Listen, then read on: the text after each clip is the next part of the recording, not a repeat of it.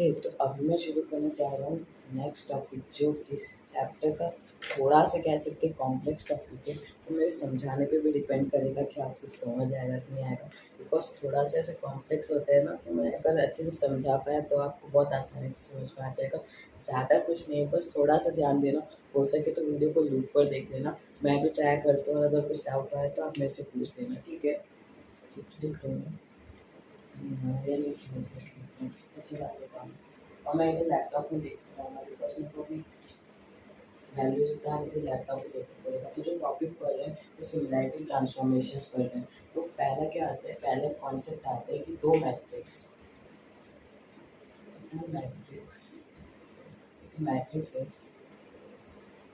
A and be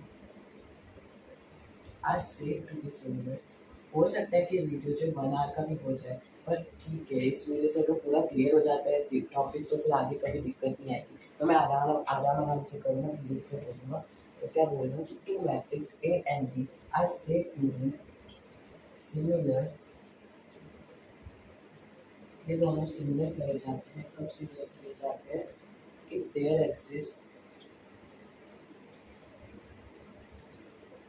exist और non similar matrix. Non similar matrix का मतलब क्या होता है, एक ऐसी मैट्रिक्स जिसका determinant not equal to zero है। तो there exist a non similar matrix P such that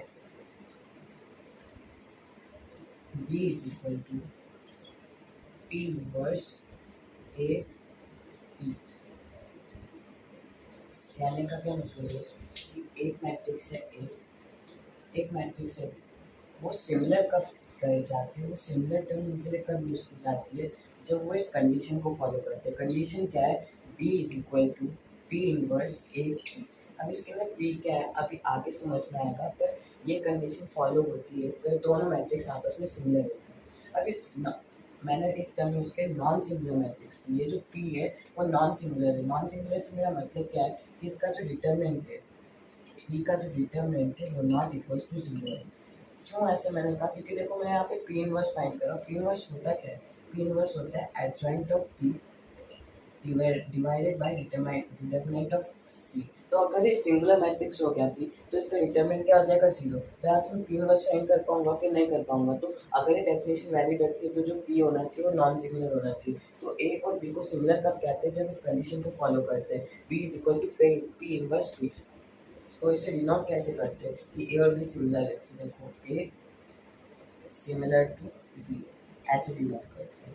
ये हो गया हमारा सिमिलैरिटी की दो मैट्रिक्स सिमिलर कब होते हैं, ये कंडीशन जो फॉलो करते हैं उसे डिनोट करते हैं।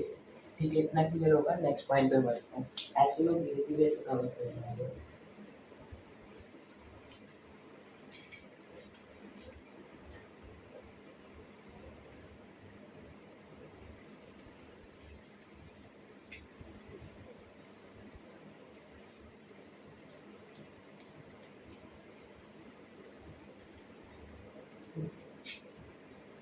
Similarity of matrix is an equivalence relation. First equivalence relation, similarity of matrix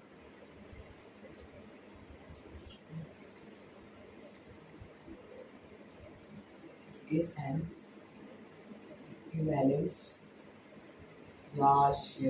fan of में किया मैंने, तो शायद आवाज आ रहा है फैन का।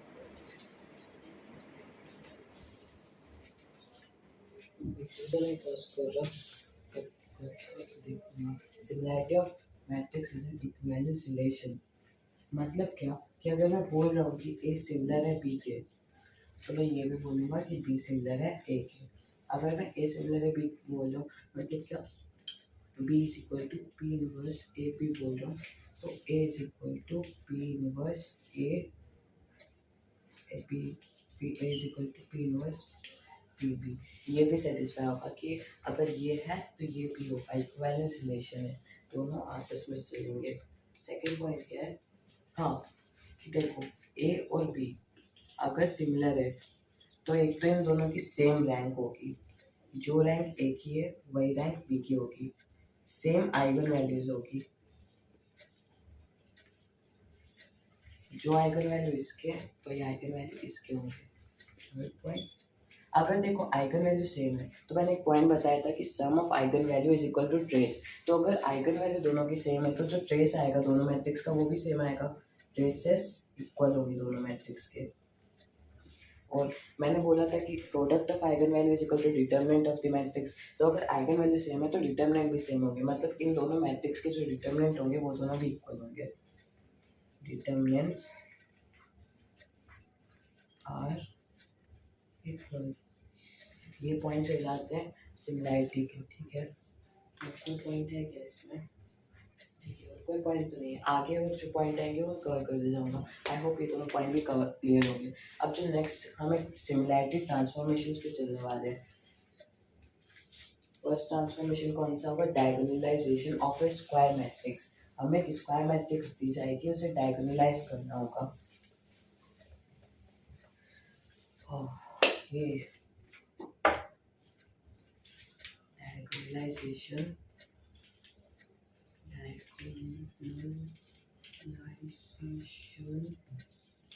of a square matrix। इसका डायगोनलाइजेशन करना है। तो एक स्क्वायर मैट्रिक्स के डायगोनलाइज कब होती है, पहले इसकी कंडीशन देख लेते हैं। कंडीशन बहुत यूजफुल होती है, कि यूजफुल क्या मतलब बहुत नेसेसरी होती है कि कंडीशंस फॉर डायगोनलाइजेशन क्या है, कि एक मैट्रिक्स कब डायगोनलाइज हो सकती है, उसकी कुछ कंडीशन होती है। फर्स्ट कंडीशन क्या होती है कि सपोज करो एक n ऑर्डर की स्क्वायर मैट्रिक्स है, तो उसके जो n आइगन वैल्यूज आएंगे वो सारे डिस्टिंक्ट होने चाहिए। मतलब मानो कि जो A है वो 3 की स्क्वायर मैट्रिक्स है, तो इसके कितने आइगन वैल्यूज होंगे? 3 आइगन वैल्यूज होंगे। क्या हो गए? सपोज करो इसके आइगन वैल्यूज सारे 1 1 2। क्या है? डिस्टिंक्ट है, 1 और 1 सेम है, तो ये नॉन डायगोनलाइजेबल होगी। तो फर्स्ट कंडीशन क्या होनी चाहिए कि जो भी आइगन वैल्यूज आ रही है वो सब डिस्टिंक्ट होने चाहिए। तो मतलब क्या लिखो इसे कि an square matrix of order n should have n distinct eigen values. ये सेम होकर तो ये नॉन डायगोनलाइजेबल हो जाएगी, ठीक है। सेकंड कंडीशन क्या होती है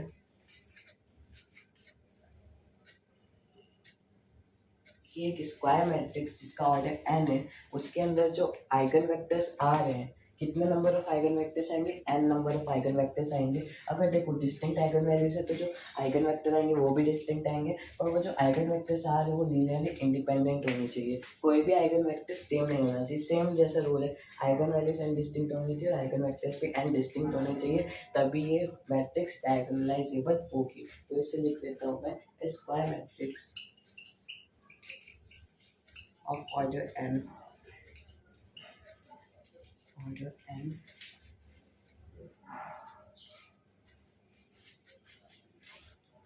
should possess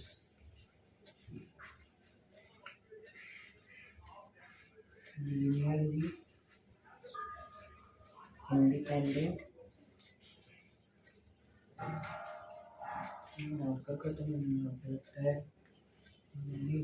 आइगन वेक्टर्स। ठीक है, ये कंडीशन समझ में आती होगी कि अगर हमें कोई भी मैट्रिक्स देखना है कि वो डायगोनलाइजेबल है कि नहीं है, तो हम क्या करेंगे? देखो कोई भी मैट्रिक्स ए गिवन है, 3 ऑर्डर की सपोज करो गिवन है, तो पहले तो हम क्या करेंगे? इसके आइगन वैल्यूज निकालेंगे। आइगन वैल्यूज कैसे निकालते हैं?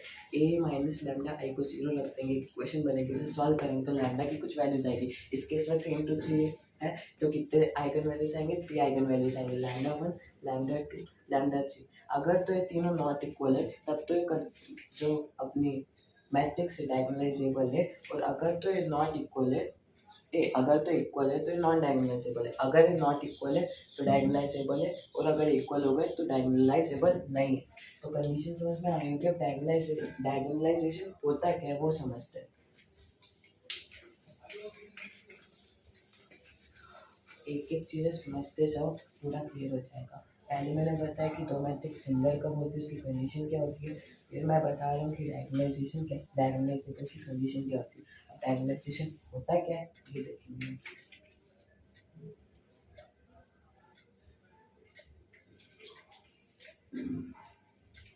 देखो डायगोनलाइजेशन मैंने कंडीशन बोली थी कि बी और ए सिमिलर कब होते हैं, जब B is equal to P inverse A P A P ऐसा होता है।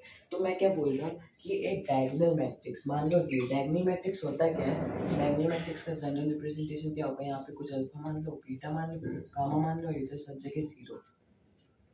तो एक डायगोनल मैट्रिक्स और एक स्क्वायर मैट्रिक्स ए सिमिलर कब होगी, वापस से सेम कंडीशन लिखता हूँ, D is equal to P inverse A P, ये हो जाएगा डायगोनलाइजेशन। तो क्या करूँगा, मेरे को एक स्क्वायर मैट्रिक्स ए गिवन होगी, उससे मैं पी इनवर्स और पी से मल्टीप्लाई कर दूंगा तो हमें डायगोनल मैट्रिक्स मिल जाएगी। तो क्या मैं पी कुछ भी रख सकता हूँ कि मतलब मेरे को एक स्क्वायर मैट्रिक्स गिवन है, मैं किसी भी मैट्रिक्स के इनवर्स और उसके पी से मल्टीप्लाई करके डायगोनल मैट्रिक्स मिल जाएगी। ऐसे तो नहीं होता है ना, पी कुछ स्पेसिफिक चीज़ होगी, ऐसे तो किसी भी चीज़ से मल्टीप्लाई करके डायगोनल मैट्रिक्स नहीं आ जाएगी। तो पी को क्या बोलते हैं, modular matrix, modular matrix, model matrix. अब इसे निकालने का पूरा एक तरीका होता है, प्रोसीजर होता है, वो हम सीखते हैं। तो इस डायगोनलाइजेशन में होता क्या है, हमें एक मैट्रिक्स गिवन होती है, उसे डायगोनलाइज फॉर्म में लिखना होता है, इसके फॉर्म में लिखना होता है, और इसे लिखने का पूरा प्रोसीजर होता है, वो होता है P inverse into A into P. तो हमें पहले डायगोनल मैट्रिक्स में जाने के लिए हमें क्या करना पड़ेगा, ए चाहिएगा जो कि क्वेश्चन में गिवन होगा, ठीक है। अब मेरे को पी चाहिए, अगर पी आ गया तो पी इनवर्स तो मैं निकाल ही लूँगा। तो पी कैसे निकालू, ये मेन चीज़ है। पी होता है मॉडल मैट्रिक्स, इसे निकालने का तरीका क्या होता है अभी हम ये सीखेंगे। अगर ये आ गया तो हमारा डायगोनल मैट्रिक्स आ जाएगा, और हमारी जो मैट्रिक्स ए थी उसका ट्रांसफॉर्मेशन हो जाएगा डायगोनल मैट्रिक्स में। और इसका मतलब क्या है, डायगोनलाइजेशन का मतलब कि डी और ए ये दोनों सिमिलर है।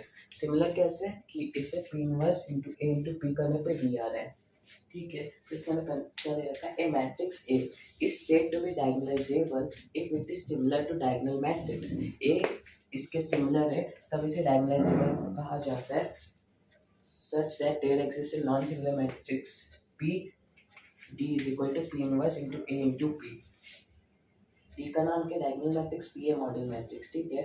अब मैं कोई कंडीशन बताऊँ, हाँ वो पहले भी बोल चुका हूँ कि अगर लैम्डा जैसे 1 और 2 आ रहा है आइगन वैल्यू, तो क्या मैट्रिक्स डायगोनलाइजेबल है, नहीं है, क्योंकि इसके अंदर 2 आइगन वैल्यू सेम होकर। बस ये था। अब देखते हैं कि P को फाइंड कैसे करते हैं, मेन चीज़ ये। और हाँ एक और डेफिनेशन आ रही है अभी, ये डेफिनेशन एक बार डाइजेस्ट कर लो, एक बार क्वेश्चन आएगा तो सब क्लियर हो जाएगा, ये सब थ्योरी है बस। हाँ I am tired. Orthogonally similar matrix, देखो पहले तो सिमिलर मैट्रिक्स ऐसे लिख देते हैं, बी और ए मैट्रिक्स सिमिलर कब होती है, जब B is equal to P inverse A P होता है। अब मैंने ऑर्थोगोनल वर्ड यूज़ किया, ऑर्थोगोनल वर्ड क्या होता है, ऑर्थोगोनल मैट्रिक्स मैंने क्या बताया था कि ऑर्थोगोनल बोला है, तो इसका मतलब क्या होता है कि P into P transpose is equal to I, ये ऑर्थोगोनल मैट्रिक्स बोलता है। तो अगर ये ऑर्थोगोनल है तो क्या होगा, P into P transpose is equal to I. अब मैं क्या करता हूँ, इस पी को उस साइड भेज देता हूँ, तो ये क्या हो जाएगा, P transpose is equal to P inverse. तो ये बोलता है, तो हमें क्या करेगा ना, हम इस क्वेश्चन में क्या करेगा, अगर वो बोला है कि जो हमारा पी है वो ऑर्थोगोनल मैट्रिक्स है, वो ऐसा बोलेगा कि हमारे ऑर्थोगोनल मतलब सॉरी वो बोलेगा कि ये पी बी और ये ए ये दोनों ऑर्थोगोनली सिमिलर है। तो हम क्या करेंगे, दोनों ऑर्थोगोनली सिमिलर है ना, तो इसके अंदर क्या होता है, देखो सिमिलर का मतलब तो क्या हो जाता है, सिमिलर से हमें समझ जाएंगे कि बी जो है वो P inverse A into P है। अब ऑर्थोगोनल बोला, ऑर्थोगोनल से मेरे को क्या याद आता है कि पी इंटू पी ट्रांसपोज जो है वो आई की इक्वल होगा। तो इधर से मैं क्या निकाल देता हूँ, P transpose equal to P inverse, ये हो जाएगा। तो मैं इसे सब्स्टिट्यूट करके क्या लिख सकता हूँ, P is equal to P transpose into A into P. तो अब क्या होगा ना, अगर उसने बोल दिया कि ऑर्थोगोनली सिमिलर मैट्रिक्स है, तो अपन को क्या करना होगा, हम ए तो गिवन होगा, बी निकालना है, तो उसके लिए क्या करेंगे, हम पी निकाल लेंगे और पी का ट्रांसपोज निकाल लेंगे। अब इसके लिए पी इनवर्स निकालने की अलग से जरूरत नहीं है, क्योंकि P transpose P inverse equal है, तो इसमें काम थोड़ा आसान हो जाएगा। ये क्या बके जा रहा हूँ, अभी समझते हैं क्वेश्चन से कि अब इसे कैसे करना है और क्या होने वाला है, ठीक है। एक क्वेश्चन लेंगे एकदम क्लियर हो जाएगा। तो पहले तो क्वेश्चन लेने से पहले अभी थ्योरी पूरी नहीं है, एक छोटा सा पार्ट बचा है। मैं जो बाबा पी करे जा रहा हूँ वो पी एक्चुअल में है क्या। ये मॉडल मैट्रिक्स तो मैंने बोल दिया, पर एक्चुअली इसे निकालते कैसे, एक्चुअली में होता क्या है, ये भी तो सीखना पड़ेगा ना हमें। तो देखो एक कोई भी मैट्रिक्स दे रखा है 3 × 3 ऑर्डर का है, ठीक है, 3 × 3 ऑर्डर का है, तो इसके कुछ ना कुछ आइगन वैल्यूज आएंगे। इसके आइगन वैल्यूज मान लो क्या है, λ1 λ2 λ3, ठीक है। अरे हाँ ना बोल, कैसे निकालते eigen values, a minus lambda I is equal to 0। इस इक्वेशन को सॉल्व करो तो आइगन वैल्यूज आ जाएंगे λ1 λ2 λ3। अब हम इसे डायगोनलाइज करें तो क्या, तीनों नॉट इक्वल होने चाहिए, इसकी कंडीशन है। अगर ये नॉट इक्वल्स टू है तब तो हम आगे प्रोसीड करेंगे, अगर इक्वल्स टू आ गए तो हम कह देंगे कि नॉट डायगोनलाइजेबल है, तो हमारा दिमाग मत खराब करें, यहाँ पे क्वेश्चन रुक जाएगा। तो हम सपोज कर देते हैं कि नॉट इक्वल है, तब देखना है कि इसका डायगोनलाइजेशन कैसे करते हैं। λ1 λ2 λ3 आ गया। अब λ1 के करस्पॉन्डिंग में आइगन वेक्टर निकाल सकता हूँ। आइगन वेक्टर कैसे निकालते हैं, आइगन वेक्टर के लिए क्या करते हैं, a माइनस लैम्डा मैट्रिक्स बनाते हैं, उसको मल्टीप्लाई करते हैं x इज इक्वल टू 0। हर एक आइगन वैल्यू के लिए एक आइगन वेक्टर आ जाएगा। इसके लिए सपोज को x1 आ जाएगा, इसके लिए x2 आ जाएगा, इसके लिए x3 आ जाएगा। स्टेप 1 थी आइगन वैल्यू फाइंड करो, स्टेप 2 है आइगन वेक्टर फाइंड करो corresponding to each eigen value. यहाँ तक अपन पहुँच गए, ठीक है। अब यहाँ पे भी देखना, क्योंकि यूनिक आइगन वैल्यू यूज करें तो यूनिक आइगन वेक्टर आएंगे, तीनों डिफरेंट आएंगे, ठीक है। यहाँ तक हो जाएगा। अब हमारा जो p है वो क्या होता है, p होता है x1 x2 x3। यार समझ नहीं आया ये क्या लिख दिया मैंने, क्या 1 × 3 ऑर्डर का है, नहीं। एक बार ध्यान से देखो, x1 क्या एक वेक्टर है, मैंने फर्स्ट लेक्चर में बताया था कि x को मैं कैसे लिखता हूँ, x y z। तो मान लो मेरा x1 है, तो इसे मैं लिखूंगा x1 y1 z1। तो इसके अंदर इसे खोल के कैसे लिखूंगा मैं, ये हो जाएगा x1 y1 z1, ये हो जाएगा x2 y2 z2, ये हो जाएगा x3 y3 z3। ये हो जाएगा मेरा p। मतलब क्या किया मैंने, पहले आइगन वैल्यू निकाले, first find the eigen value of the given square matrix है, then find the eigen vector corresponding to each eigen value. Then क्या करना है, हमें p लिख देना है, वो हो जाएगा x1 vector x2 vector x3 vector का मैट्रिक्स, और इसे खोल के लिख देंगे तो ऐसा बन जाएगा 3 × 3 का। अब ये कौन से केस में, इसके भी दो केस होते हैं कि ये कौन से केस में होता है, जब ए जो है हमारा नॉन सिमेट्रिक होता है। मतलब नॉन सिमेट्रिक का मतलब क्या है, जब A transpose is not equals to में ए, ये उस केस में होता है। तो भाई जब A transpose is equal to A होगा तब क्या होगा, थोड़ा सा चेंज होता है। पी जो हमारा होता है वो ऐसा का ऐसे रहता है, इस डिलीट करूँ क्या कुछ, हमारा जो पी है वो ऐसे का ऐसे रहता है, बस थोड़ा सा चेंज हो जाता है। इसके बाद पी क्या हो जाता है, P is equal to x1 x2 x3, vector वही के वही है, बस हम उसके मैग्नीट्यूड से डिवाइड कर देते हैं, x2 x3। क्या किया, कुछ नहीं किया, मैंने क्या किया ना कि जब a transpose not equal to e था, जब a नॉन सिमेट्रिक था, तब हमने ऐसे डायरेक्ट लिख दिया x1 x2 x3 वेक्टर है, उसका सेट बना दिया, मैट्रिक्स बना दी। और जब a transpose is equal to a symmetric matrix है, तब हमें क्या करना पड़ता है, उसके मैग्नीट्यूड से वो डिवाइड करना पड़ता है। तो इसे खोल के लिखूंगा तो क्या हो जाएगा, ध्यान से देखना, बहुत सिंपल है। ये हो जाएगा x1 upon x1 y1 upon magnitude z1 upon magnitude, x2 upon magnitude y2 upon magnitude z2 upon magnitude. ये हो जाएगा x3 upon magnitude y3 upon magnitude z2 upon z3 upon magnitude. ये ऐसा 3 × 3 का बन जाएगा। मतलब कुछ नहीं था यार, देखो P ऐसा था जब A transpose not equal to A था, जब अब A transpose equal to A हो गया तो क्या वही की वही चीज़ है। देखो x1 y1 z1 x2 y2 z2 x3 y3 z3, बस मैंने क्या किया, इसके मैग्नीट्यूड, इस वेक्टर के मैग्नीट्यूड से डिवाइड कर दिया, x1 के मैग्नीट्यूड से डिवाइड कर दिया, x2 के मैग्नीट्यूड से डिवाइड कर दिया, x3 के मैग्नीट्यूड से डिवाइड कर देकर, जब A transpose equal to A या फिर A सिमेट्रिक है ऐसा कह सकते हैं। तो ये दो केस बन जाते, ये हो जाएगी हमारी P। ऐसे निकालते हैं मॉडल मैट्रिक्स को। और इसका क्वेश्चन कहाँ गया, हाँ एंड व्हाट इफ अगर क्वेश्चन में दे रखा हो कि जो बी है और जो ए है वो दोनों क्या है, ऑर्थोगोनली सिमिलर है। ऑर्थोगोनली सिमिलर में क्या होता है, P transpose equal to P inverse. तो हमारा जो बी हो जाएगा वो हो जाएगा B P transpose into A into P, ये हो जाएगा। बस इतनी सी चीज़ है, वो कुछ है कि इसमें एडिशनल इन्फॉर्मेशन। ठीक है, तो अब हम क्या करते हैं ना, इतना तो समझ आ ही गया होगा कि पी कैसे निकालते हैं। आगे होगा। अब हमारा जो लास्ट स्टेप है, देखो स्टेप 1 क्या आइगन वैल्यू फाइंड करें, स्टेप 2 क्या उसके करस्पॉन्डिंग आइगन वेक्टर फाइंड करें। अब आइगन वेक्टर फाइंड करके तो हमने क्या करा, x1 x2 x3 का एक मैट्रिक्स बना दिया, वो हमारा हो जाएगा p जब a transpose not equal to a है और जब दोनों इक्वल है तब ऐसा सेट हो जाएगा। तो हमारा p तो आ गया। अब हमें स्टेप 4 के करना पड़ेगा। अभी तक मैं डायगोनल मैट्रिक्स तक नहीं पहुंचा। डायगोनल मैट्रिक्स क्या होती है, d is equal to p inverse into a into p। Diagonal matrix क्या होती है, P inverse into A into P. तो मैं कुछ नहीं करूँगा यार, सीधी सी बात है, P निकल गया मेरा, P इनवर्स निकाल लूँगा। P इनवर्स कैसे निकालते हैं, adjoint of P upon determinant of P। तो P इनवर्स निकाल लिया, A अपने पास ऑलरेडी है, P अपने पास ऑलरेडी, इन तीनों को मल्टीप्लाई कर दूंगा, मैं डायगोनल मैट्रिक्स आ जाएगा।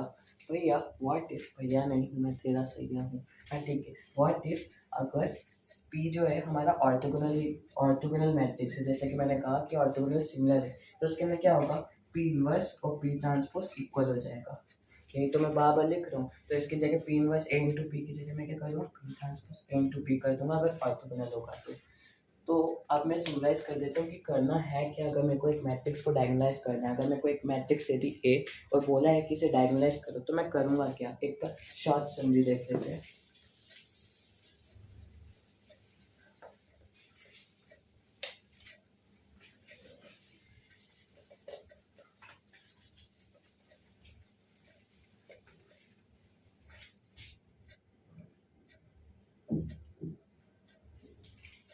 तो क्या बोला मैंने, क्वेश्चन है, मतलब मैं बता रहा हूँ कि स्टेप्स बता रहा हूँ, किसके स्टेप्स बता रहा हूँ, हाउ टू डायगोनलाइज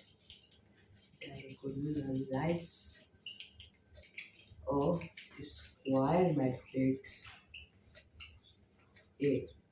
एक स्क्वायर मैट्रिक्स ए गिवन है, उसे डायगोनलाइज कैसे करना है। तो स्टेप 1 होती है, रेड पेन से लेकर क्या खत्म हो रहा है तो ठीक है, find eigen values.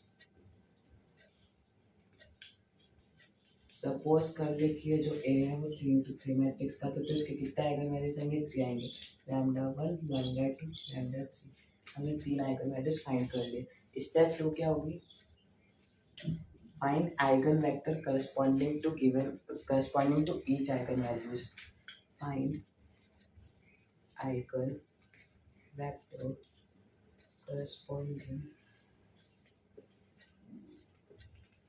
to each eigen value।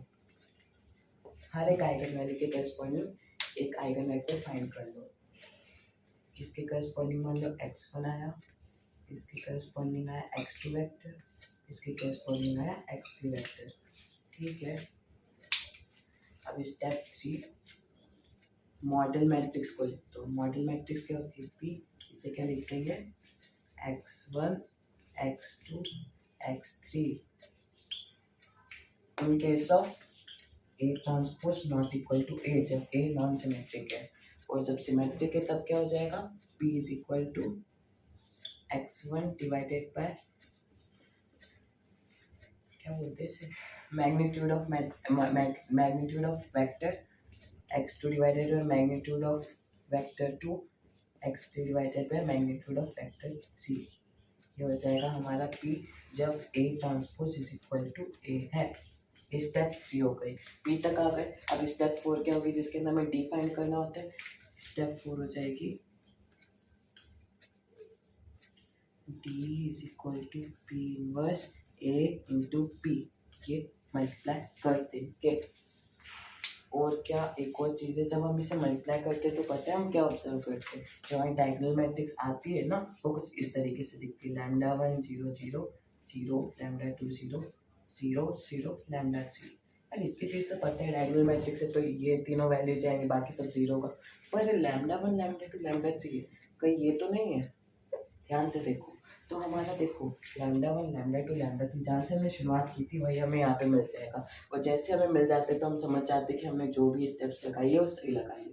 तो अगर मेरे को बोला है कि कोई स्क्वायर मैट्रिक्स ए से डायगोनलाइज करो, उसका आंसर डायरेक्ट लिखो कि क्या डायगोनल मैट्रिक्स आएगी, तो मैं तो यही स्टेप 1 में लिख दूंगा ना।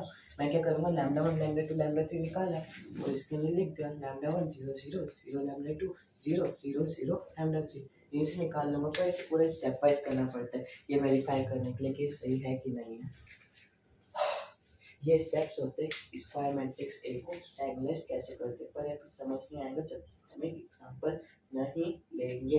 तो एक एग्जांपल लेते हैं, इसका क्वेश्चन सॉल्व करने में बहुत टाइम जाएगा, बहुत प्रिसीजन चाहिए क्योंकि एक गलती आपका क्वेश्चन गलत करा सकती है।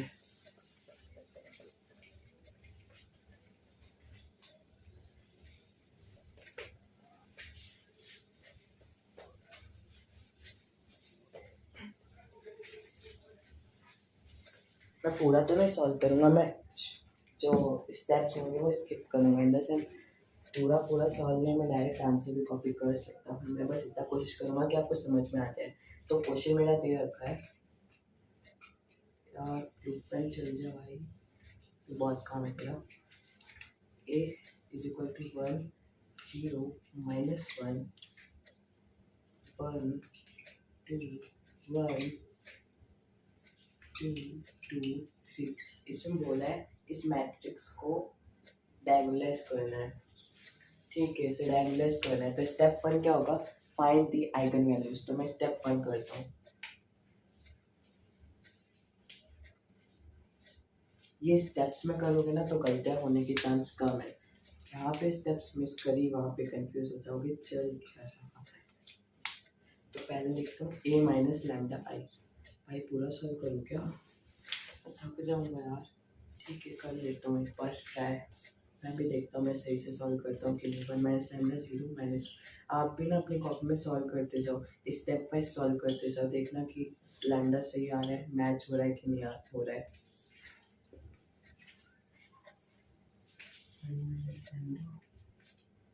minus lambda 3 minus lambda minus 2 minus 1 2 minus 2 2 minus lambda is equal to 0.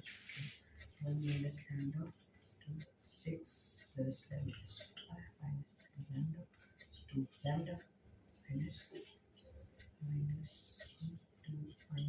4 plus lambda is equal to 0.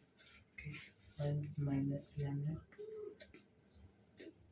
minus lambda into lambda square minus 5 lambda plus 4 minus 2 plus 2 minus lambda 4 को लो सब lambda square minus 5 lambda plus 4 minus lambda cube plus 5 lambda square minus lambda plus 2 minus lambda। Okay से और solve करता हूँ, minus lambda cube lambda square plus 5 lambda 6 lambda square 5 lambda minus 9 lambda minus lambda minus 10 lambda plus 4 plus 2 plus 6 is equal to 0। Characteristic equation of matrix तक तो मैं पहुंच चुका हूँ। अब यहाँ से इसे सॉल्व करके मेरे को आइगन वैल्यूज को निकालना होगा। ये नो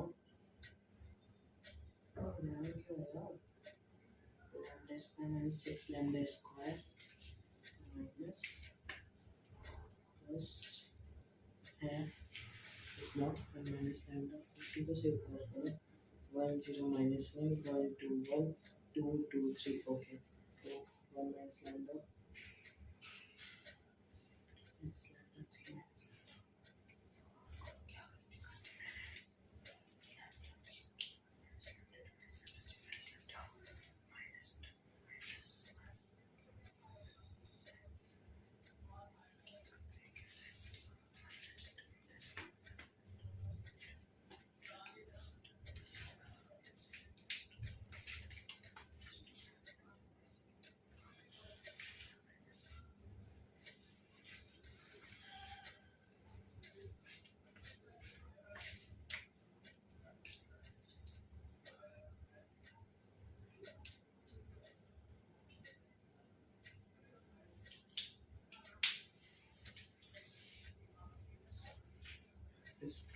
इंटू टू माइनस क्या करा मैंने 7 into two minus 4 plus 2 lambda okay okay थोड़ा सा मिस्टेक हो गया था गाइस। कितना मेरे को -2 तो +2 -2 लैम्डा ठीक है। और क्या हो जाएगा 2 लैम्डा हो गया तो हो जाएगा -2 लैम्डा ये हो जाएगा -11 लैम्डा। किसी का फिर कौन मारते हैं छोड़ दो। हाँ तो ये हो गया thank you square plus lambda -6 okay ठीक है कुछ गलती नहीं कुछ नहीं हुआ। ये पार्ट कट कर दिया जाएगा आपको पता भी नहीं लगेगा। मैंने एकदम से कैलकुलेशन किया यस। यहाँ से करेक्टरिस्टिक इक्वेशन क्या आई हमारी minus lambda cube plus 6 lambda square minus 11 lambda plus 6 is equal to 0। ये हमारी करेक्टरिस्टिक इक्वेशन है। अब इसे सॉल्व करेंगे यार मैं नहीं करता अब सॉल्व मैं थक चुका हूँ। तो इसे सॉल्व करने पर आइगन वैल्यूज क्या क्या आते हैं मैं कॉपी करने वाला हूँ आप निकाल लेना बिकॉज वीडियो लेंथ बहुत ज़्यादा हो जाएगा। लैम्डा इज इक्वल टू 1 आएगा एक तो कॉपी से पेस्ट करना 2 आएगा और 3 आएगा। ये आइगन वैल्यूज आ गई। स्टेप 1 इज 10 मैं यहाँ पे लिख देता हूँ lambda is equal to 1 2 and 3। एक काम करते ना इधर स्टेप्स के समरी लिख दूंगा और इधर सॉल्व करते जाऊँगा। लैम्डा इज इक्वल टू 1 2 3 आ गया। अब इसके करस्पॉन्डिंग में आइगन वेक्टर्स फाइंड करता हूँ। क्या मैं फाइंड करूँगा क्या लगता है कि मैं करने वाला हूँ बिल्कुल भी नहीं। मैं लैम्डा इज इक्वल टू 1 के लिए आइगन वेक्टर लिख देता हूँ लैम्डा इज इक्वल टू 2 के लिए लैम्डा इज इक्वल टू 3 के लिए आइगन वेक्टर लिख देता हूँ। मैं नहीं कर रहा भाई सॉल्व आप कर लेना सॉल्व। इसके करस्पॉन्डिंग आइगन वेक्टर जो लिखोगे वो क्या आता है मैं कॉपी से छाप देता हूँ।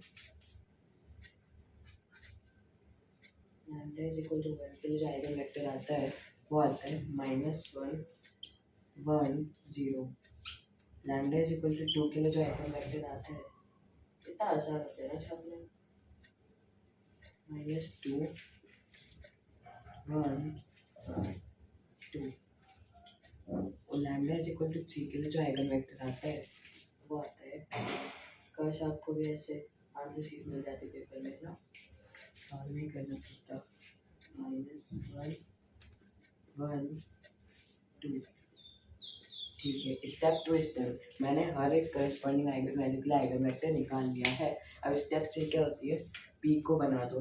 अब पी किसके हिसाब से बनेगी ए ट्रांसपोज कोई पर देखो क्या सिमेट्रिक मैट्रिक्स है ना सिमेट्रिक मैट्रिक्स तो नहीं है तो पी हमारी डायरेक्ट क्या कर दूंगा x1 x2 x3।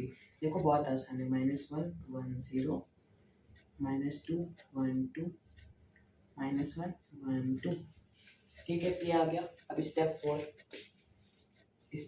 क्या होता है P inverse into A into P is equal to D.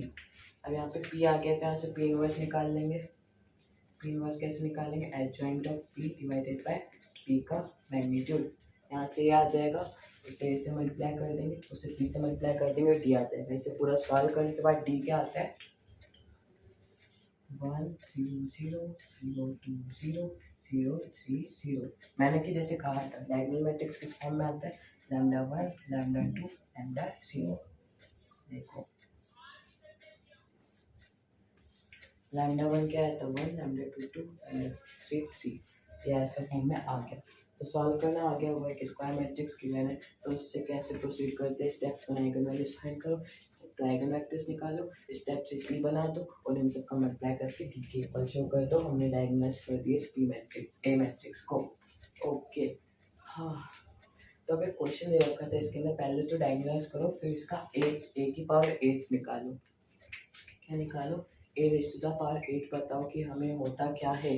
तो क्या करूँ मैं इसे 8 बार मल्टीप्लाई करूँ नहीं तो क्या करूँ प्रॉपर्टीज यूज कर लो करेक्टरिस्टिक इक्वेशन ऑफ मैट्रिक्स की हाँ वो कर सकते पर क्योंकि उन्होंने क्वेश्चन डायगोनलाइजेशन का दिया तो मैं डायगोनलाइजेशन से ए की पावर 8 निकालना है। अब ये कैसे निकालते देखो मेरे को पता है कि ए और जो डी है वो सिमिलर है तभी तो ये चीज़ लिखी है ए और डी सिमिलर है मतलब क्या होगा कि मैं क्या करता हूँ डी की पावर 8 एक बार निकाल लेता हूँ।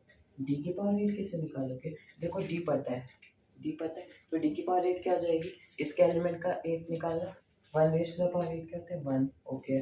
2 रेज टू द पावर 8 क्या होता है 4 रेज टू द पावर 4, पता नहीं मेरे को, कुछ तो होता ही होगा, ठीक है। ये हो जाएगा 2 रेज टू द पावर 8 मतलब 256, हाँ यहाँ है 256, और 3 रेज टू द पावर 8 कर दूंगा, 8 यहाँ पे है ना, क्या करूँ 3, तो ये हो जाएगा 3 raise to the power 8।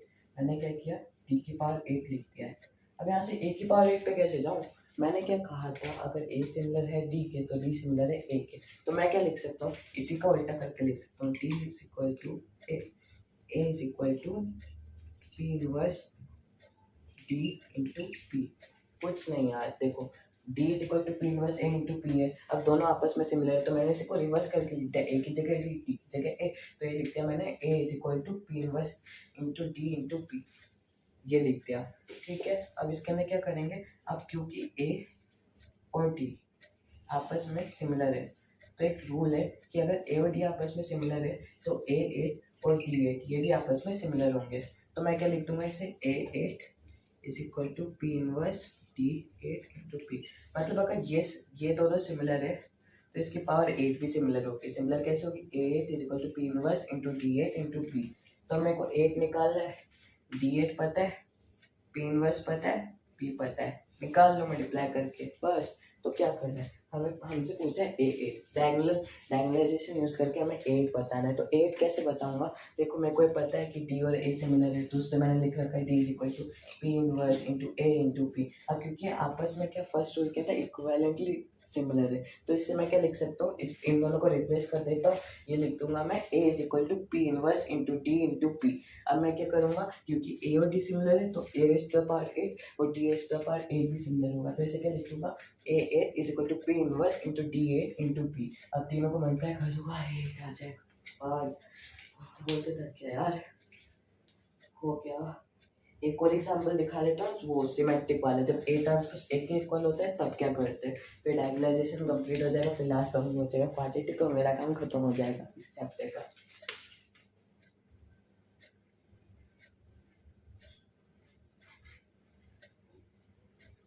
Next question क्या है, determine diagonal matrix orthogonally similar to the real symmetric matrix. दो चीजें एक साथ दे दी, मैं तो बादलों से पूरे जाऊंगी, अभी तो शॉर्ट तो बनाने से दूर जाना है, जल्दी जल्दी जल्दी जल्दी। एक क्वेश्चन और फिर ऑर्थोगोनल वाला तो खत्म हो जाएगा, फिर नेक्स्ट टॉपिक पे चलेंगे, ठीक है। इसका लेंथ कितना हो गया अब तक, ओ भाई तक 40 मिनट हो गए, तो ज़्यादा धीरे में कर दिया मैंने स्पीड, नहीं नहीं यहाँ से टॉपिक लेगा टाइम, बस में हो गया ना तभी पूरा चैप्टर कवर कर लेना, और एक कॉपी में सॉल्व करते जाना पॉसिबल है तो। क्वेश्चन बोला है, पूरा क्वेश्चन लिखना, determine diagonal matrix, diagonal matrix हमें निकालनी है गिवन मैट्रिक्स की जो कि ऑर्थोगोनली सिमिलर है। अब सिमिलर नहीं है, ऑर्थोगोनली सिमिलर है, मतलब जो मैंने पॉइंट दिखाया था ना कि P inverse is equal to P transpose होगा, वो वाली यूज होगा, orthogonally similar to the real symmetric matrix. अब देखो रियल सिमेट्रिक भी ले आया, मतलब इस पास सिंपल वाला केस नहीं है, ये वो वाला केस है जिसके अंदर हमें उसके मैग्नीट्यूड से डिवाइड करना पड़ता है। रियल सिमेट्रिक मैट्रिक्स, क्या मैट्रिक्स की है 6 -2 2 -2 3 -1 2 -1 3। also find the model matrix of, ठीक है। तो हमें क्या करना है कि एक डायगोनल मैट्रिक्स, इसकी डायगोनल मैट्रिक्स बनानी है, पर वो क्या होनी चाहिए, सिमिलर नहीं, वो ऑर्थोगोनली सिमिलर होनी चाहिए। मतलब क्या होना चाहिए, इसे डिकोड करते चलो क्वेश्चन को, डायगोनल मैट्रिक्स सिमिलर होनी चाहिए, सिमिलर मतलब क्या होगा, पहले सिमिलर लिख देता हूँ मैं, साइड सिमिलर की कंडीशन लिख देता हूँ, D is equal to P inverse into A into P, यहाँ तक समझ में आ गया। ऑर्थोगोनली बोलना है, ऑर्थोगोनली में क्या देखा था मैंने, P into P transpose is equal to I, तो P inverse is equal to P transpose, इसका मतलब इतना था, ये फर्स्ट कंडीशन, ये सेकंड कंडीशन, इतना समझ में आ गया, इतना लाइन पढ़ के, ठीक है। आगे पढ़ते to the real symmetric matrix. अब सिमेट्रिक मैट्रिक्स का मतलब क्या होता है, A transpose is equal to A, ये तीसरी लाइन समझ में आ गई। कहीं पे लिख दो ये चीज़। अब मैं पूरा क्वेश्चन रब कर देता हूँ, सिर्फ ये मैट्रिक्स लिखे रहने देता हूँ, तीनों कंडीशन लिखे रहने देता हूँ सॉल्व करने के लिए, ठीक है। भाई हम को भूख लगता है, मैं आपको खा जाऊंगा, इस मूड खा जाऊंगा।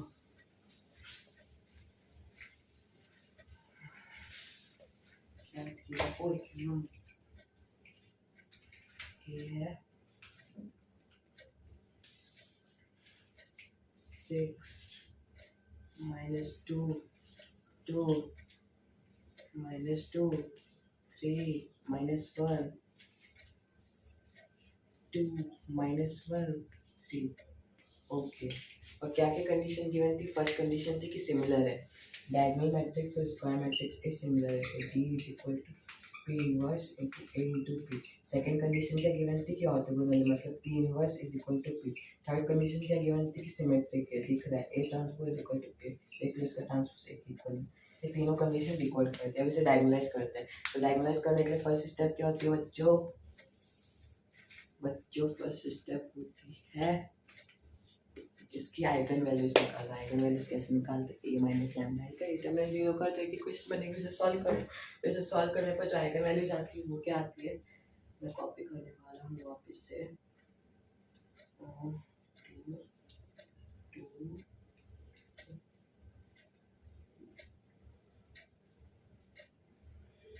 क्या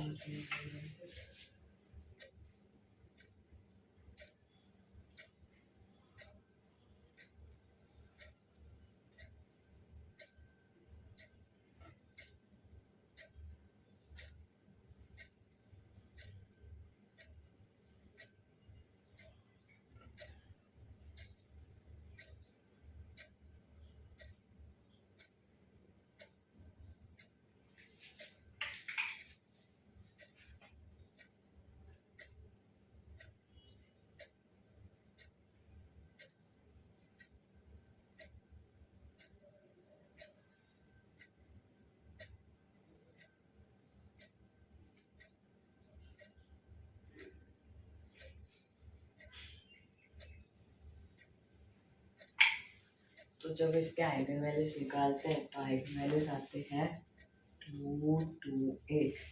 जैसे आपको यहाँ पे कंफ्यूजन हो रहा है वैसे मेरे को भी यहाँ पे अभी कंफ्यूजन हुआ है कि अभी तो मैंने बोला था कि डायगोनल मैट्रिक्स को डायगोनलाइजेबल कर सकते हैं, तो उसके अंदर जो हमारे आइगन वैल्यूज आते हैं वो कभी सेम नहीं आते। पर मैंने देखा कि कंडीशन पूरा क्वेश्चन देखते हैं तो उसके में क्या बोला है कि ऑर्थोगोनली डायगोनलाइजेबल है, मतलब क्या कि हमें डायगोनल मैट्रिक्स निकालनी है जो कि ऑर्थोगोनली सिमिलर है। हमें क्या बतानी है? डायगोनल मैट्रिक्स जो कि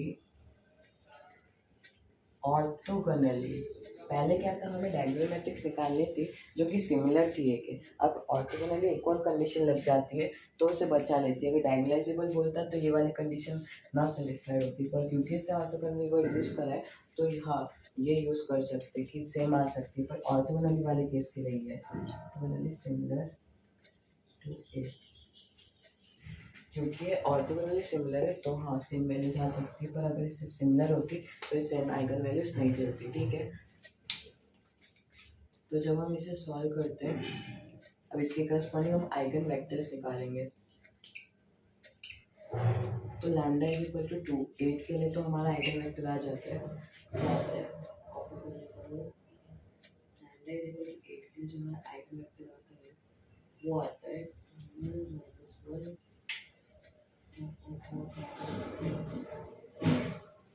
2 -1 और 1।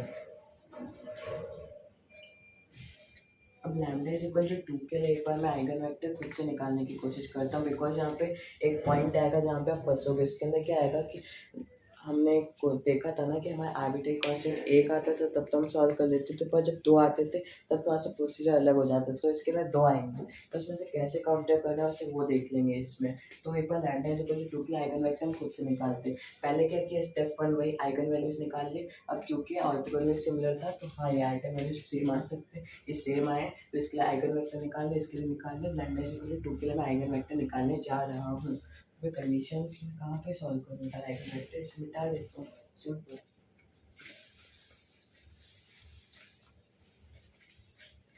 ठीक है, आइगन वेक्टर निकालना है लैम्डा इज इक्वल टू 2 के लिए।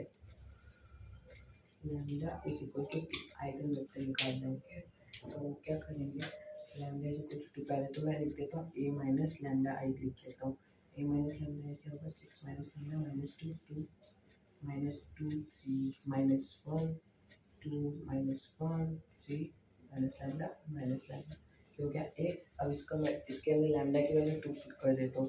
2 पुट करने पे क्या हो जाएगा, 4 माइनस 2 2 माइनस 2 1 माइनस 1 2 माइनस 1 1। अब इसे क्या करना है, ए माइनस लैम्डा आई का मल्टीप्लाई कर देते हैं हम एक्स के साथ में, एक्स वाई जेड, और इसे 0 के इक्वल नल मैट्रिक्स के इक्वल। ओके, अब यहाँ से ये तो ठीक है मैंने लिख दिया, पर अब इसे मेरे को कैसे फॉर्म में ले जाना पड़ेगा, क्या बोलते थे उसे, इक्लाइन फॉर्म में ले जाना पड़ेगा। तो इक्लाइन फॉर्म में कैसे ले जाऊँगा, देखो इसके मैं रो 1 को मैं 2 से डिवाइड कर लूँ पहले तो, बिकॉज ये सब 2 2 में और ये 2 से मल्टीप्लाई होकर आ रही है तो मेरे को अच्छा नहीं लग रहा है। रो 1 को मैं 2 से डिवाइड कर लूँ, R1 डिवाइडेड बाई 2, तो ये क्या हो जाएगा 2। आपका कोई और तरीका भी हो सकता है, मैं इससे कर रहा हूँ, आप अपने फॉर्म से इक्लाइन फॉर्म कन्वर्ट कर लो। -1 2 -1 1 x y z is equal to 0 0 0। Nice. अब क्या करूँ नेक्स्ट स्टेप, R2 में ये प्लस कर देता हूँ, ठीक है, और R3 में ये माइनस कर देता हूँ। बढ़िया, मज़ा आएगा। देखो क्या कर रहा हूँ मैं, R2 में R1 प्लस कर दे रहा हूँ, देखो पूरी रो 0 हो जाएगी। R3 में R1 माइनस कर दे रहा हूँ, ये रो पूरी 0 हो जाएगी। ठीक है, तो कैसी हो जाएगी, मैं यहाँ पे लिख देता हूँ, ये ऐसा कुछ बन जाएगा 2 -1 1 0 0 0 0 0 0 x y z 0 0 0। अब इसकी ऑर्डर क्या होगी 3, इसकी रैंक क्या है 1, तो n-1 n- रैंक क्या आ रही है 2 आ रही है, मतलब इसके आर्बिट्री कितने होंगे 2 पॉइंट्स होंगे। वेरीफाई कर लें, अब इसे आगे सॉल्व करते वो भी हो जाएगा। ठीक है, ये पूरा मैं मिटा दे रहा हूँ। ये हम कर क्या रहे हैं, लैम्डा इज इक्वल टू 2 की करस्पॉन्डिंग हम आइगन वेक्टर्स निकाल रहे हैं।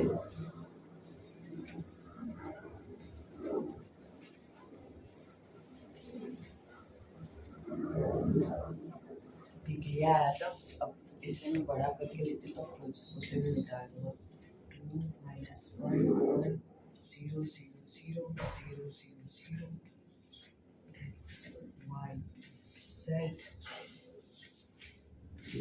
किसके इक्वल है, नल मैट्रिक्स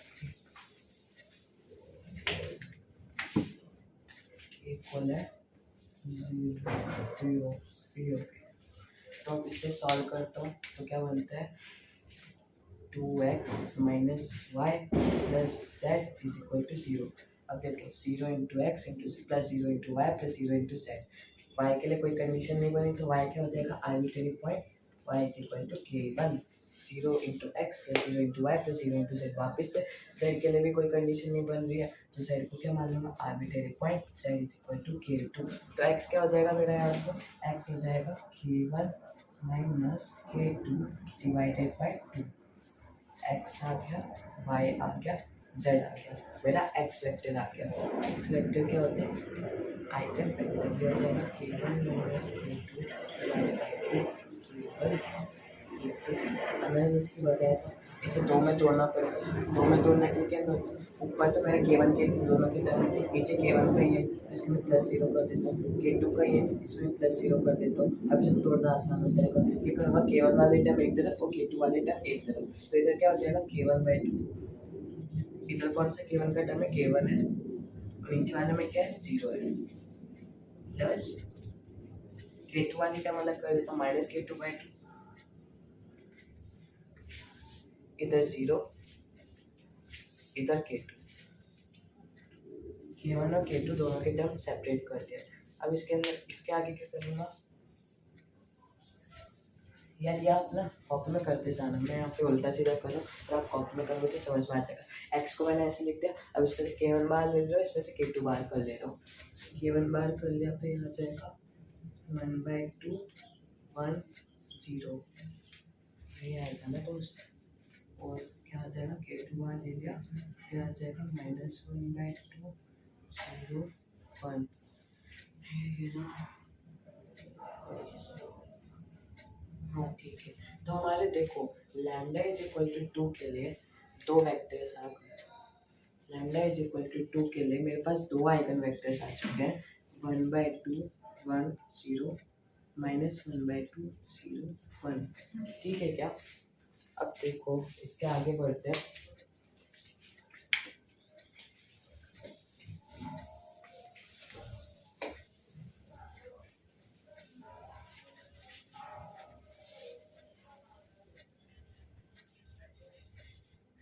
मैंने लैम्डा इज इक्वल टू के करस्पॉन्डिंग वेक्टर्स पे निकाल लिया। स्टेप कंप्लीट हो गई है, पर यहाँ पे पर बोल दिया मतलब कुछ खतरा है। देखो मैंने क्या बोला था, diagonal matrix orthogonally similar to matrix A. Orthogonally similar मतलब क्या होता है कि P transpose is equal to P inverse, right. तो जब भी हम ऑर्थोगोनल मैट्रिक्स यूज करते हैं, ये पी जो है हमारा ऑर्थोगोनली सिमिलर है। यस, मैंने क्या बोला, P transpose into P is equal to I. मतलब क्या है, पी एक ऑर्थोगोनल मैट्रिक्स है, ठीक है, ऑर्थोगोनल मैट्रिक्स है। तो इसकी कंडीशन पता है क्या हो जाती है, पी किससे बन रहा होता है, x1 x2 x3। ये जो तीन आइगन वेक्टर से बन रहा है ना, ये तीनों वेक्टर, अगर पी एक ऑर्थोगोनल मैट्रिक्स है तो इसके जो तीनों वेक्टर है वो आपस में ऑर्थोगोनल होने चाहिए। ऑर्थोगोनल का मतलब क्या है कि तीनों आपस में परपेंडिकुलर होने चाहिए। तो मतलब क्या होना चाहिए कि x1 dot x2 is equal to 0, x2 dot x3 is equal to 0, x1 dot x3 is equal to 0। ये कंडीशन सेटिस्फाई होनी चाहिए। तो मान लो मेरा x1 है, ये x2 है, ये x3 है। एक बार चेक करते हैं कि कंडीशन फॉलो हो रही है कि नहीं हो रही है। अगर हो रही है तो ठीक है, और नहीं हो रही है तो हमें फिर और जुटा लगाना पड़ेगा। ये क्वेश्चन बहुत ज़्यादा हाई लेवल है, इसके आगे बहुत ज़्यादा स्टेप होने वाले, तो हाँ हो सकता है आपको वीडियो बार देखना पड़े। ऐसा क्वेश्चन आने के चांसेस कम है। सर डायरेक्ट पूछेंगे डायग्नाइज करना, ये वाला नहीं पूछेंगे क्योंकि इसके अंदर 3-4 कॉन्सेप्ट कोलैप्स कर देते। फिर भी मैं ट्राई कर रहा हूँ आपको समझा दूँ। ये दोनों आए, अब मैं क्या कर रहा हूँ, x1 डॉट x2 लेके देखता हूँ क्या ये 0 आ रहा है। x1 डॉट x2 क्या हो जाएगा, इसका डॉट इससे 1/4 प्लस 1 ये प्लस 0 प्लस 0, ये तो नॉट इक्वल टू 0 है। मतलब ये दोनों परपेंडिकुलर नहीं है, यहाँ पे मज़ा नहीं आया मेरे को। ठीक है भाई, अब x2 डॉट x3 लेके देखता हूँ, 1 बाय ये हो जाएगा 1, ये हो जाएगा 0, ये हो जाएगा प्लस, मतलब 1/2 इंटू 2 1 0 प्लस 1, ये इज इक्वल टू 2 है। यहाँ पे मज़ा नहीं है, ऑर्थोगोनल मैट्रिक्स तो नहीं बन रहा है। ठीक है, x1 डॉट x3 लेके देखता हूँ, ये हो जाएगा 1/2 इंटू 2 1 प्लस 1 माइनस 1 प्लस 0, यह आ जाएगा 0। एक ही कंडीशन सेटिस्फाई हुआ है क्या, x1 परपेंडिकुलर टू x3। अब दिक्कत कौन दे रहा है, x1 परपेंडिकुलर टू x3 तो है, x2 dot x3 not equal to 0, x1 dot x2 is equal to not equal to 0। मतलब इन दोनों में कॉमन क्या चल रहा है, x2। ये जो हमारा x2 है ना वो दिक्कत दे रहा है। x2 जो है वो हमारा इन दोनों के परपेंडिकुलर नहीं है। x1 और x3 तो देखो आपस में परपेंडिकुलर है, पर जो हमारा x3 है, x1 और x3 तो दोनों परपेंडिकुलर है, पर जो हमारा x2 है वो कैसे भी है, वो परपेंडिकुलर नहीं है। तो जो हमने जो x2 वेक्टर निकाला है ना, ये गलत निकाला है, इसे हम कर देंगे रिजेक्ट। भाई अब x2 कैसे निकालें, जब तक x2 नहीं आएगा हमारा p नहीं आएगा, जब तक p नहीं आएगा हमारा d नहीं आएगा, जब तक d नहीं आएगा हमारा आंसर नहीं आएगा, जब तक आंसर नहीं आएगा तो मार्क्स नहीं आएगा। तो x2 निकाले कैसे कैसे कैसे कैसे, तो क्या करते, मैंने क्या बोला, ऑर्थोगोनल है, ऑर्थोगोनल है, ये तीनों वेक्टर आपस में ऑर्थोगोनल होते हैं। तो x2 मेरे को नहीं पता है, तो चलो कुछ भी मान लेता हूँ मैं x2 को, x2 का मैं मान लेता हूँ li cap plus mj cap plus nk cap. ठीक है, अब ये तो नॉन हो गया, जब तक ये नॉन नहीं होगा तब तक कैसे निकालेंगे। ठीक है, इसे नॉन करने की कोशिश करते हैं, क्या पता आ जाए।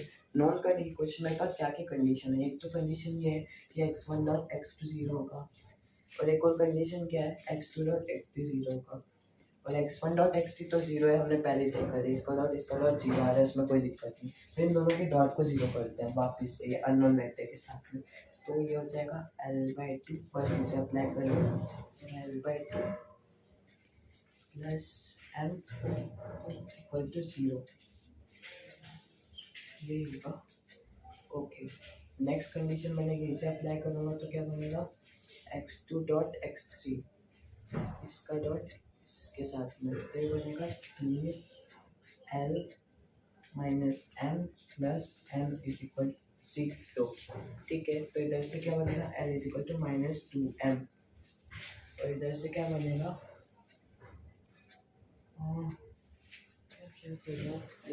L is equal to minus 2m हो जाएगा। तो हाँ ठीक है, एल की वैल्यू इधर रख देता हूँ मैं। क्या बना इधर 2l minus M plus N बना और इधर से क्या L equal to minus 2m आ रहा है तो इसको यूज़ कर देगा इधर। तो ये हो जाएगा minus 4m minus M plus N is equal to 0 N is equal to 5m।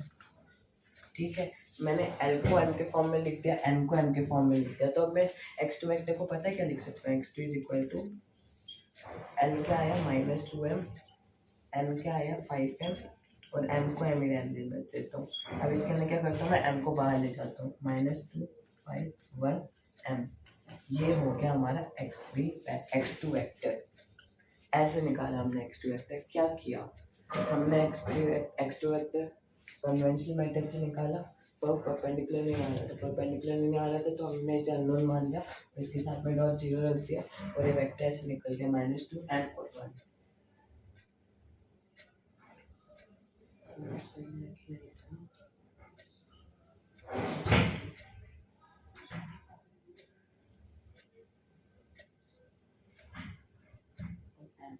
ऐसे हमारा x2 वेक्टर आ गया। अब हमारे पास x1 वेक्टर है, x2 वेक्टर, x3 वेक्टर है।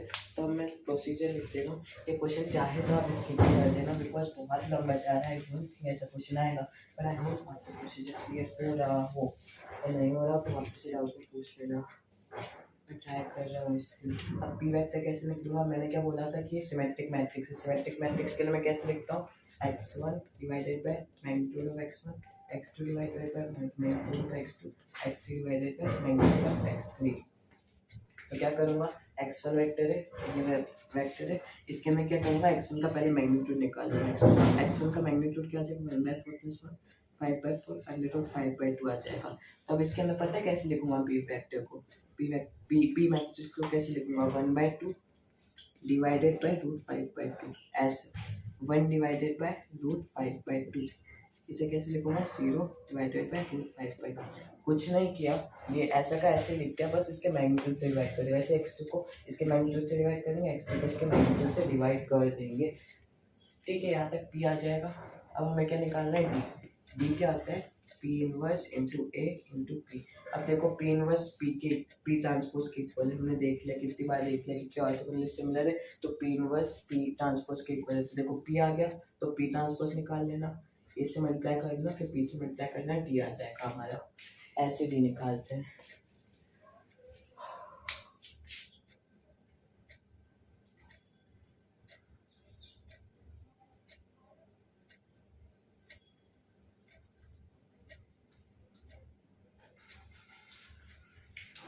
ठीक है, तो क्या किया, देखो क्वेश्चन में क्या बोला था कि हमें एक diagonal matrix orthogonal similar find करनी है। तो हमने स्टेप 1 क्या था, आइगन वैल्यूज फाइंड कर लेते जो क्या थे 2 to 8। यहाँ तक एकदम क्लियर था। तो उसके करस्पॉन्डिंग हमने आइगन वेक्टर्स निकाले थे। आइगन वेक्टर्स जब निकाले थे तो 8 के करस्पॉन्डिंग तो आसानी से आ गया था। जब हमने 2 के करस्पॉन्डिंग निकाले तो 2 आइगन वेक्टर आए थे। तो हमने क्या किया, ऑर्थोगोनल सिंस गिवन था कि पी एक ऑर्थोगोनल मैट्रिक्स है, तो हमने क्या किया, तीनों का जो डॉट था वो 0 के इक्वल रखा। तो पाया कि x2 जो था वो गलत दे रहा था, तो मैंने क्या करा, x2 को रिजेक्ट कर दिया और x2 को मैंने रैंडम वेक्टर माना, li cap plus mj cap plus nk cap, और उसका डॉट दोनों के साथ में 0 कर दिया और x2 मैंने निकाल लिया। फिर x1 आ गया, x2 आ गया, x3 आ गया, मेरा p बन गया। p कैसे बना, इसके मैग्नीट्यूड से डिवाइड करेंगे। क्यों डिवाइड करेंगे, क्योंकि वो वाला केस है जिसके में a transpose equal to a। तो यहाँ से p आ गया और यहाँ से v निकाल लेंगे, बहुत सिंपल हो जाएगा। ठीक है, स्टेप बाय स्टेप सोचो, पर खुद से करने की कोशिश करो, क्लियर हो जाएगा एकदम। ठीक है, अब एक लास्ट केस दे रहा हूँ, केस नहीं मतलब एक छोटा सा एग्जाम्पल आसानी से समझ में आ जाएगा। पता है मैंने लाइक सारे एग्जाम्पल कर के आपकी कॉपी के जो सॉल्व नहीं करे ना उनके बेसिक बता दिए कि क्या अप्रोच यूज होगी, इसलिए शायद ये बहुत लंबा जाने वाला है, जैसे 1 घंटे पार हो गए होंगे। लास्ट है, देखो मैं इसकी भी अप्रोच बता दे रहा हूँ। एक मैट्रिक्स की मैंने ये क्वेश्चन भी आ सकते हैं छोटे क्वेश्चन में, छोटे मार्क्स में 3 2 2